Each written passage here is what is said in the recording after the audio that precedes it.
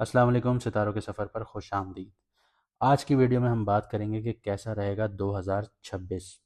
किन राशियों, किन बुर्जों के लिए, किन ज़ोडिएक्स के लिए ये बहुत अच्छा साल होगा और किन को थोड़ी सी एहतियात करनी पड़ेगी। किन की शादियां होंगी, किन के प्यार टूटेंगे, किन की सेहत अच्छी होगी, कौन अपनी सेहत दोबारा हासिल कर पाएंगे और किन लोगों को थोड़ी सी एहतियात करनी होगी। हम सारी चीज़ें डिस्कस करेंगे। लेकिन उससे पहले मैं आपको ये बताता चलूँ कि 2025 जो है वो मार्स का साल है। तो मार्स के साल में आपने क्या देखा, ये मैडम एस्ट्रोलॉजर अनबक्श ने पहले भी बताया था कि इस साल आप लोग लड़ाई झगड़े, जंगें, आप लोग सैलाब, तूफान, ये सारी चीज़ें देखेंगे।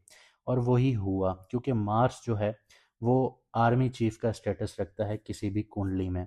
मतलब एग्रेसिव होता है, लड़ने के लिए तैयार होता है। तो आप लोगों ने जंगी माहौल देखा, हर चीज़ देखी, हर कंट्री लड़ने के लिए तैयार है। लेकिन 2026 क्या है? 2026 जो है वो सन का साल है।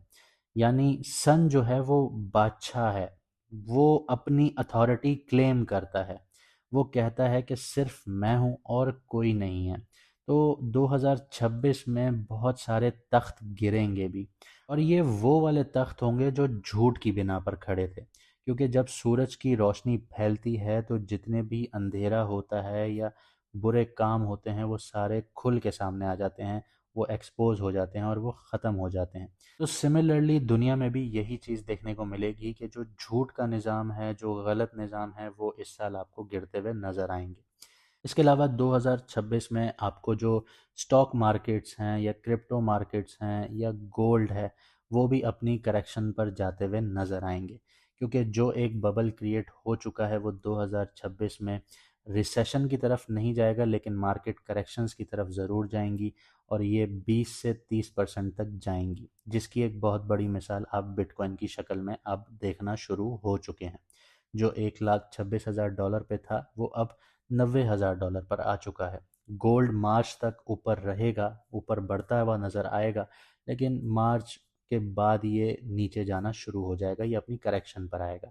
लेकिन बाकी जितनी भी स्टॉक्स हैं, S&P 500 या दूसरी निफ्टी 50, जितनी भी स्टॉक्स हैं वो यहाँ पे अब करेक्शन फेज़ में आना शुरू होंगी। अगर ये करेक्शन फेज़ में नहीं आती तो फिर आप ये समझ लीजिए कि जो 2026 है उसमें रिसेशन आ सकता है। इसके अलावा हम कुंडलियों पर बात करेंगे, यानी जायचों पर बात करेंगे कि आपके ज़ोडिएक के लिए ये साल कैसा रहेगा। तो उससे पहले जिन लोगों को अपना मून साइन नहीं पता वो कमेंट सेक्शन में अपनी ओरिजिनल डेट ऑफ बर्थ लिखें, तो हम आपको आपका ओरिजिनल मून साइन बता देंगे, जिससे आपको वीडियोस देखने में आसानी होगी। अब बात करते हैं लिब्रा मून साइन वालों की, यानी कि तुला राशि, यानी कि बुर्ज मिजान वालों की। सैटर्न 29 मार्च को पाइसेस में एंटर हुआ था, यानी आपके 6th हाउस में एंटर हुआ था। इसके बाद सैटर्न जो था वो 14 जुलाई को रेट्रोग्रेड हो गया था। जो ये टाइम स्पैन था इसमें आपको डेली लाइफ में थोड़ी सी मुश्किलात आना शुरू हुई होंगी, लेकिन 14 जुलाई को जैसे ही रेट्रोग्रेड हुआ तो आपको वापस 5th हाउस के असरात मिलना शुरू हुए होंगे। लेकिन 29 नवंबर को सैटर्न जो है वो डायरेक्ट होने जा रहा है, तो इसका बहुत बड़ा इम्पैक्ट आपके 2026 पर आएगा। वो इम्पैक्ट क्या होगा हम इसको डिटेल में डिस्कस करेंगे। जब 29 मार्च को सैटर्न आपके 6th हाउस में आया था तो उस वक्त भी मैंने वीडियो बना के आपको समझाया था कि अपनी सेहत का बहुत ज़्यादा ख्याल रखिएगा। तो अब हम इसको डिटेलली डिस्कस करते हैं कि 2026 आपका कैसा जाएगा, उसमें आपको कहाँ पे थोड़ी सी एहतियात करनी है और कहाँ पे आपको अपॉर्चुनिटीज़ मिलेंगी। हम इन सारी चीज़ों को देखते हैं। तो 6th हाउस की बात करें तो 6th हाउस में सबसे पहले एक चीज़ दिमाग में बिठा लीजिए कि ये आपकी सेहत का घर है, ये आपकी डेली रूटीन का घर है, ये आपके कर्ज़ों का घर है, ये आपके दुश्मनों का घर है, ये लिटिगेशंस का घर है। साथ ही साथ ये आपकी जो जॉब्स वगैरह हैं, सर्विस सेक्टर है, उसका भी घर होता है, ठीक है। सैटर्न यहाँ बैठ गया है, इसका मतलब ये है कि अब आपको डिसिप्लिन बनाना पड़ेगा अपनी जॉब लाइफ में, अपनी डेली रूटीन में। अगर आपने ये चीज़ नहीं की तो एक तो आपकी जॉब ख़राब हो सकती है, ठीक है। सर्विस सेक्टर में आपको थोड़ी सी इश्यूज आ सकती हैं। यहाँ पे आपके जो दुश्मन हैं वो बहुत ज़्यादा एक्टिव होंगे। दुश्मन कौन होते हैं? दुश्मन सिर्फ उस चीज़ का नाम नहीं होता कि कोई आपको सिर्फ मारना चाहता है या आपको ख़त्म करना चाहता है। दुश्मन कौन होता है? दुश्मन वो होता है कि जो आपको कामयाब होता हुआ ना देखे। ये आपको रिश्तेदारों में भी बहुत ज़्यादा नज़र आता है एक कुछ रिश्तेदार होते हैं, वो आपको आगे बढ़ता हुआ नहीं देख सकते, आपको खुश नहीं देख सकते, आपकी हंसी उनसे बर्दाश्त नहीं होती, आपका अच्छा वक्त उनसे बर्दाश्त नहीं होता, चाहे वो रिश्तेदार हों, चाहे वो दोस्तों के रूप में छुपे हुए दूसरे लोग हों, दुश्मन हों। ये लोग आपको मुख्तलिफ डिस्गाइज में मिलेंगे, ठीक है। तो आपको इस चीज़ को बहुत अच्छे से समझना होगा कि कौन आपका अपना है और कौन आपका पराया है। अगर आप आंखें बंद करके ट्रस्ट करना शुरू करेंगे तो वही इंसान आपकी आंखें खोलेगा जिस पर आप ट्रस्ट कर रहे होंगे। यहाँ पे सैटर्न जो है वो आपकी हेल्थ को बहुत ज़्यादा इम्पैक्ट करेगा। हेल्थ के लिए आपको सबसे पहले अपनी डेली रूटीन बेहतर करनी पड़ेगी, ठीक है। डिसिप्लिन लेकर आना पड़ेगा। अगर आप ये चीज़ नहीं लेकर आएंगे, ऑब्वियसली सी बात है, आपकी जो हेल्थ है उस पर बहुत बड़ा इम्पैक्ट आएगा और ये क्रॉनिक डिजीज़ में कन्वर्ट होंगी। क्रॉनिक डिजीज़ कौन सी होती हैं? वो जो लॉन्ग टर्म में चलती हैं आपके साथ, जिससे आप मेडिसिन खा खा के परेशान हो जाते हैं। आज हमारे यहाँ अलमिया यही है कि हर दूसरा तीसरा इंसान सिर्फ मेडिसिन पर चल रहा है। तो आपको इस चीज़ को समझना होगा कि आपको अपनी लाइफस्टाइल बेहतर करनी होगी, अपनी लाइफ में डिसिप्लिन लाना होगा, क्योंकि सैटर्न आपसे डिसिप्लिन डिमांड करता है। डिसिप्लिन के साथ साथ आपको डिसिप्लिन कहाँ रखना होगा? अपने खाने पीने पर आपको डिसिप्लिन रखना होगा, अपनी लाइफस्टाइल पर डिसिप्लिन रखना होगा, अपनी आपको हल्की सी भी कोई बीमारी आती है, आपने सबसे पहले चेकअप करवाया, उसका ट्रीटमेंट लिया, ये सबसे ज़रूरी है आप लोगों के लिए। वरना आप लोगों को फैटी लिवर, आपको स्टमक से रिलेटेड इश्यूज, स्किन से रिलेटेड इश्यूज आ सकते हैं, बोन से रिलेटेड इश्यूज आ सकते हैं, अर्थाइटिस वगैरह। ये सारी चीज़ें यहाँ पे आप लोगों के लिए एक्यूमुलेट होना शुरू हो जाएंगी जो लॉन्ग टर्म में चलेंगी। अब किसी को अर्थाइटिस वगैरह होता है तो वो दूसरे दिन में तो दवाई खा के ठीक होता नहीं है, वो लॉन्ग टर्म चलता है, ये क्रॉनिक डिजीज़ है। किसी को कॉन्स्टिपेशन होती है, वो एक दिन में तो ठीक होती ही नहीं है, ठीक है, आपने एक दफ़ा गोली खा ली, वो आपका पेट साफ़ हो गया, लेकिन वो आपकी लॉन्ग टर्म में चलती है चीज़। स्किन पे रैशेस हो गए, स्किन पे दूसरी आपको डिजीज़ेज़ हो गई, तो वो आपका 2 दिन में तो कभी भी ठीक नहीं होता, लॉन्ग टर्म चलता है। तो इन चीज़ों को आपको समझना पड़ेगा कि आपको अपनी हेल्थ के लिए बहुत ज़्यादा एक्टिव होना पड़ेगा, साथ ही साथ आपको अपनी डेली लाइफ के लिए बहुत ज़्यादा एक्टिव होना पड़ेगा। अगर आप अपनी जॉब गंवाना नहीं चाहते, अगर आप सर्विस सेक्टर में हैं, आप वो गंवाना नहीं चाहते, तो आपको यहाँ पे काम दिन रात डबल मेहनत से करना पड़ेगा और रिवॉर्ड के पीछे नहीं भागना कि मैं इतनी मेहनत कर रहा हूँ, मुझे रिवॉर्ड नहीं मिल रहा, मुझे प्रमोशंस नहीं मिल रही, मुझे चीज़ें नहीं मिल रही। तो इन चीज़ों के पीछे नहीं भागना। अगर आप इन चीज़ों के पीछे भागेंगे तो वो चीज़ें आपसे दूर भागेंगी। खामोशी से डबल मेहनत कीजिए। कोई आपको बुरा भला भी कह के जाए तो आप चुप करके आगे बढ़िए, आप उसको छोड़ दीजिए, ठीक है। ये सबसे पहले आपको सिक्स्थ हाउस में समझना होगा। इसके अलावा किसी के साथ गलत नहीं करना इस टाइम पीरियड में। उसकी वजह यह है कि ये लिटिगेशन का हाउस है। अगर आपने यहाँ पे गलत किया तो लिटिगेशंस के चांसेस यहाँ पे बढ़ जाएंगे आपके लिए, कोर्ट कचहरियों के चक्कर यहाँ पे लगना शुरू हो जाएंगे, और अगर आपका कोई केस वगैरह चल रहा है तो वो अब डिले का शिकार होना शुरू होगा, अनटिल और अनलेस आप सच्चे हैं। अगर आप सच्चे हैं तो इन द एंड आपकी यहाँ पे जीत होगी, क्योंकि सैटर्न जज प्लैनेट भी होता है। वो आपका, अगर आप अच्छे होंगे, आपने सही काम किए होंगे, आपके ऊपर फॉल्सली एक्विजिशंस होंगी, तो वो आपको, जो उसकी जजिंग नेचर है सैटर्न की, वो आपको यहाँ पे केस जितवा देगा। इसके अलावा सैटर्न तीसरी नज़र से आपके एट्थ हाउस को देख रहा है। एट्थ हाउस किस चीज़ का है? ये बहुत इंपॉर्टेंट है। एट्थ हाउस आपकी रिसर्च का है, आपके मायके का है, ससुराल का है, सॉरी। इसके अलावा एट्थ हाउस जो है वो आपकी रिसर्च का है, आपकी इनहेरिटेंस का है, ठीक है। इसके अलावा एट्थ हाउस जो है वो सडन अप्स एंड डाउन्स का है। एट्थ हाउस डेथ और रीबर्थ का है। एट्थ हाउस जो है वो आपकी सर्जरीज का है। तो एट्थ हाउस एक्टिवेट होता है, यानी बीमारियों का घर और एट्थ हाउस। तो यहाँ पे आपको अब खतरा होगा बीमारियों के साथ, क्रॉनिक डिजीजेस। इसके अलावा आपके जेनाइटल एरिया से रिलेटेड इश्यूज देखने को मिलेंगे। छोटे मोटे कट आपको बहुत जल्दी लगेंगे अगर आप यहाँ पे विजिलेंट ना हुए। आप लोगों को गाड़ी चलाना, मोटरसाइकिल चलाना, बाइक्स चलाना, इनमें थोड़ा एहतियात करके चलाना होगा, वरना यहाँ पे थोड़े से इश्यूज आ सकते हैं आप लोगों के लिए। इसके अलावा सैटर्न जो है वो सातवीं नज़र से आपका ट्वेल्थ हाउस एक्टिवेट करता है। ट्वेल्थ हाउस किस चीज़ का घर है? ट्वेल्थ हाउस जो घर होता है वो हॉस्पिटल का घर होता है, वो एक्सपेंसेस का घर होता है, वो आपके सबकॉन्शियस माइंड का घर होता है, वो लेटिंग गो का घर होता है, वो आपके बेडरूम का घर होता है, ठीक है। बेडरूम लाइफ आपकी यहाँ पे डिस्टर्ब होगी। इसके अलावा आपका जो सबकॉन्शियस माइंड है वो 24 आवर्स यहाँ पे चलना शुरू होगा अगर आपने डिसिप्लिन मेंटेन ना किया। डिसिप्लिन अगर आप मेंटेन करेंगे, आप थक हार के बेड पे लेटेंगे और आपको नींद आएगी। तो यहाँ पे डिसिप्लिन अगर मेंटेन ना किया गया तो आप बेड पे सर रखेंगे तो सबकॉन्शियस माइंड ऐसा चलेगा कि आपको नींद ही उड़ जाएगी। सबकॉन्शियस माइंड चलेगा। इसके अलावा आपके एक्सपेंसेस बहुत होंगे। अब यहाँ पे जो एक्सपेंसेस होते हैं 12th हाउस के, उसको आप इन्वेस्टमेंट्स में भी कन्वर्ट कर सकते हैं। लेकिन ज़्यादातर लोग जो गलती करते हैं वो ये करते हैं कि वो कहीं पे इन्वेस्टमेंट कर रहे होते हैं और उनको लग रहा होता है कि वो उनकी इन्वेस्टमेंट है, लेकिन वो एक्सपेंसेस हो रहे होते हैं। उसकी वजह क्या है? उसकी वजह यह है कि मैं आपको अगर मिसाल दे के समझाऊँ कि आप कोई प्रॉपर्टी लेने गए हैं, ठीक है? आपने कहा कि यार ये इसमें इन्वेस्टमेंट अच्छी है, ये अगले 2 साल में मुझे बहुत ज़्यादा प्रॉफिट देगी। यहाँ पे अब आप ये एक्सेस चेक करें कि ये एक्सेस एक्टिवेटेड क्या है। एक्सेस एक्टिवेटेड है कि 6th और 12th हाउस का एक्सेस एक्टिवेटेड है, और जो सातवीं नज़र जो है वो डायरेक्ट नज़र है। मतलब आप अगर सामने देखते हैं तो डायरेक्टली देखते हैं, तो सैटर्न सामने डायरेक्टली देख रहा है। अब यहाँ पे एक्सपेंसेस क्या होंगे आपके? आपने प्रॉपर्टी ली, आपने एंजॉय किया, 2 दिन 3 दिन एंजॉय किया, चौथे दिन आपको पता चला कि भाई इस ज़मीन पर कुछ नेगेटिव चीज़ें हुई हुई हैं। पेपर में रद्दोबदल है, पेपर जाली हैं, या ज़मीन किसी और के नाम पे है, या ये ज़मीन गवर्नमेंट ने अभी तक अलॉट ही नहीं की है, आपको जाली पेपर बना के किसी ने बेच दी है। तो ये सारी चीज़ें आपको यहाँ पे नोट डाउन करनी पड़ेंगी कि आप इन्वेस्टमेंट जहाँ कर रहे हैं उसके मुताबिक आपकी रिसर्च है या नहीं है। वरना यहाँ पे एक्सपेंसेस जो हैं वो आपके डबल होना शुरू होंगे और आपको समझ में भी नहीं आएगी। इसके अलावा आप लोग कोई बिज़नेस खोलते हैं, इस टाइम पीरियड में आपको बहुत सूझेगी कि आप लोग बिज़नेस खोलें, आगे सेटल हों। और यहाँ पे जब आप बिज़नेस खोलने की सोचेंगे, क्योंकि जिनकी 7:30 स्टार्ट होती है उनका भी 12th हाउस और 6th हाउस का एक्सेस एक्टिवेट होता है। तो आप ये देखेंगे कि उनके पास पैसा तो आता है, पैसा बहुत आता है, ठीक है? एक्सपेंसेस भी वैसे ही होते हैं, वो बिज़नेस भी खोलते हैं, बिज़नेस बंद हो जाते हैं।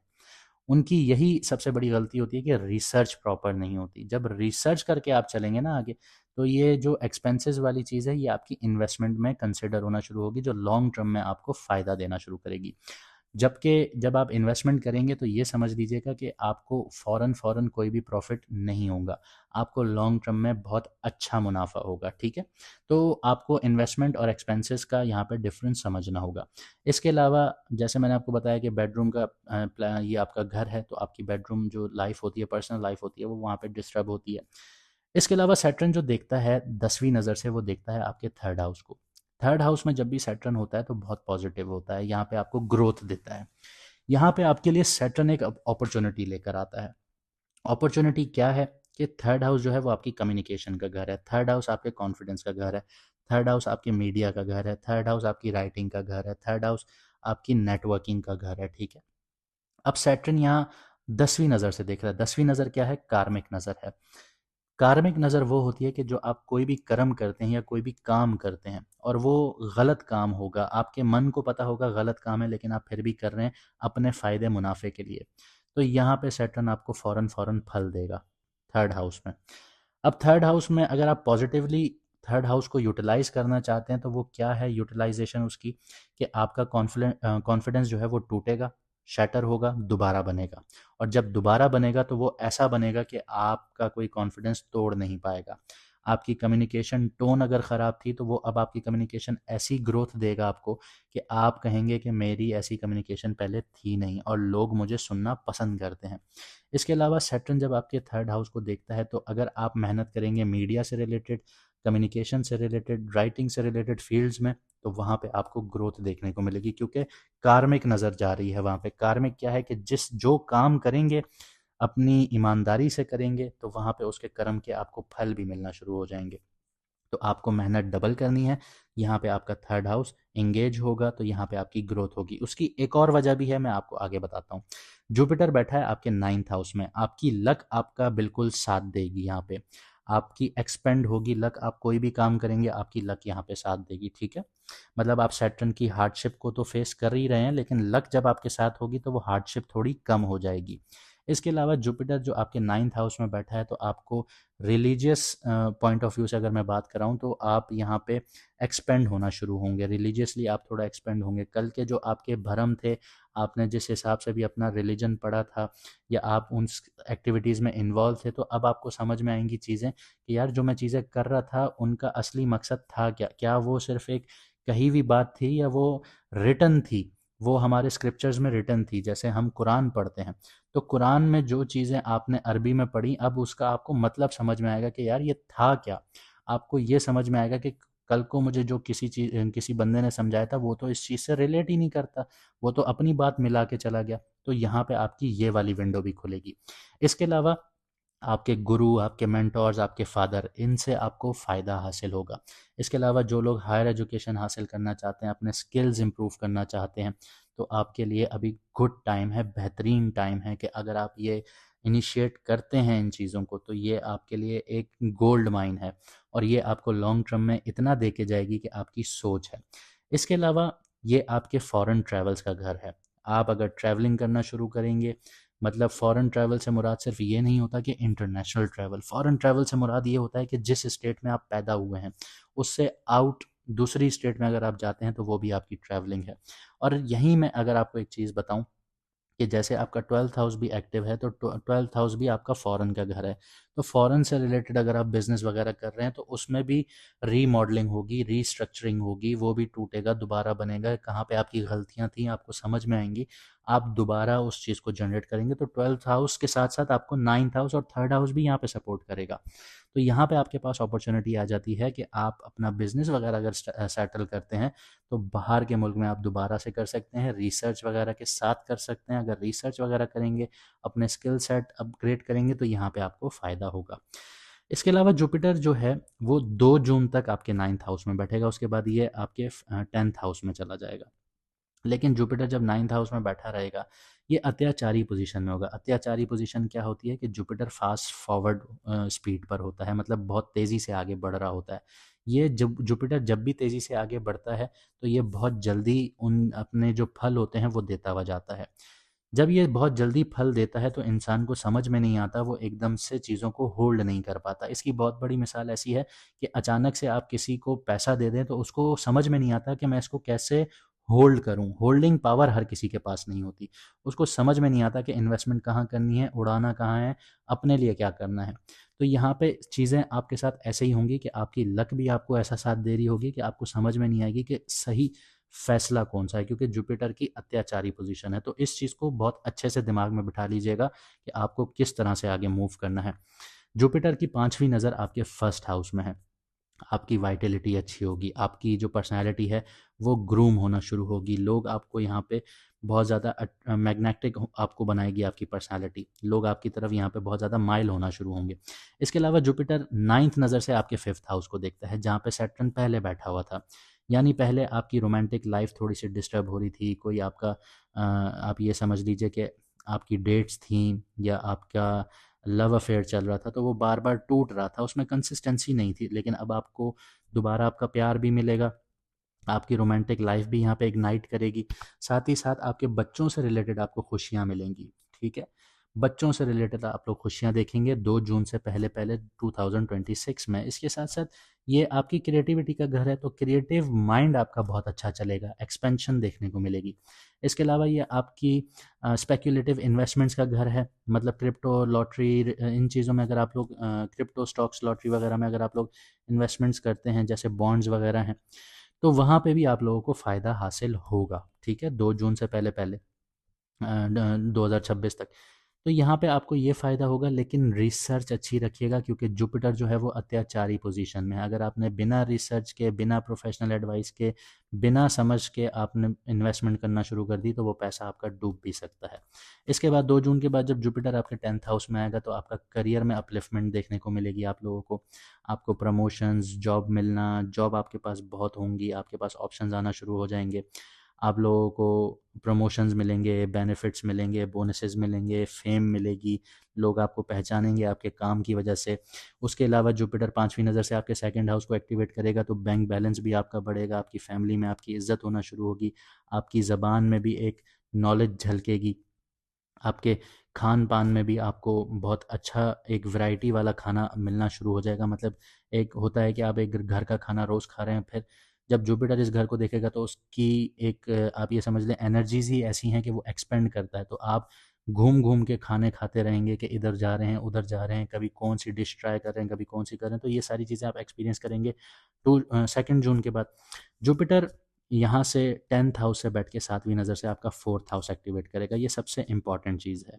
4th हाउस में आपकी माँ होती है, आपका घर होता है, आपकी गाड़ी होती है, आपकी प्रॉपर्टीज़ होती हैं और आपका मन का सुकून होता है। तो मन का सुकून आपको बहुत मिलेगा। आपकी माँ की सेहत अगर ख़राब है तो वो भी बेहतर होना शुरू हो जाएगी। आपकी माँ के साथ जो ताल्लुकात हैं वो बहुत अच्छे हो जाएंगे। घर का सुकून मिलेगा, चैन मिलेगा। यहाँ पे आप प्रॉपर्टी भी बाय कर पाएंगे आफ्टर 2 जून। ठीक है, 2 जून के बाद ये जो पीरियड चलेगा उसमें आप प्रॉपर्टी भी ख़रीद पाएंगे, उसमें आप लोग गाड़ी भी ख़रीद पाएंगे उन, या आप लोग रीलोकेट भी कर सकते हैं। तो ये 2 जून के बाद आपके लिए चीज़ें यहाँ पे एक्टिवेट हो जाएंगी। इसके अलावा जुपिटर की जो 9th नज़र होगी वो सैटर्न पर आ जाएगी, यानी जो 6th हाउस के इम्पैक्ट्स हैं वो थोड़े से आप लोगों के लिए लीनियंसी शो करना शुरू करेगा जुपिटर, क्योंकि सैटर्न जो है अगर वो नज़र डालेगा जुपिटर पे तो सैटर्न जुपिटर को दुश्मन मानता है और जुपिटर सैटर्न को दुश्मन नहीं मानता। तो जुपिटर जब इस पे नज़र डालेगा तो वो इसको ब्लेस करने की कोशिश करेगा, लेकिन सैटर्न की जो नेचर है वो टू हार्श है। ठीक है, हार्श नहीं, टू हार्श है। तो वो थोड़ी सी कम होंगी, ख़त्म नहीं होंगी आपके लिए 6th हाउस की जो चीज़ें हैं। तो जो मैंने आपको बताया है आपने उन चीज़ों को समझना है और ज़िंदगी में आगे बढ़ना है। फिलहाल के लिए इतना ही, मिलते हैं अगली वीडियो में सितारों के सफ़र पर।